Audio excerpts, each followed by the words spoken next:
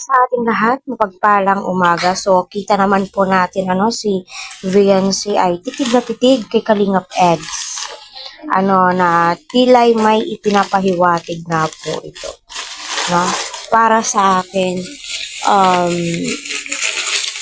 siguro nagpapasalamat si Viancy kay Eds, no?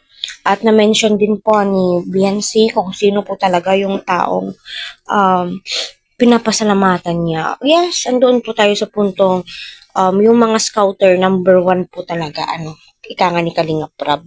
No, kung hindi dahil nga po sa mga scouter, kagaya ni Dr. Love, ay malamang hirap pa po itong sila Viancy, hindi pa po ganyan yung status ng kanyang pamumuhay. Sa ngayon, kita naman po natin yung before at after ni Viancy, na tila ba napakabigat ng pinapasan niya ngayon, tignan mo. Napaka-blooming na po niya, 'di ba? Ang blooming po talaga ni Viancy. No, kaya patuloy po nating suportahan si Kalingap Rab. Huwag po natin skip ang kanilang ads.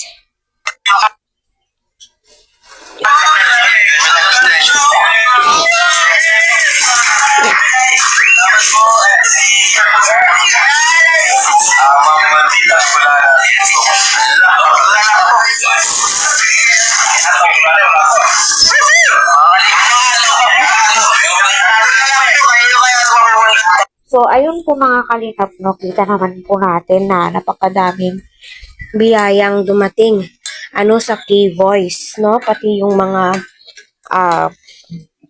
taga-palakpak, no, may mga ibinigay din pong biyaya na naambunan din po sila, di ba? Kaya napakaswerte po talaga ni Viancy kasi andyan ang Team Kalingap. Siyempre, napakaswerte din po ng Team Kalingap, di ba? Kasi andyan si Viancy, no?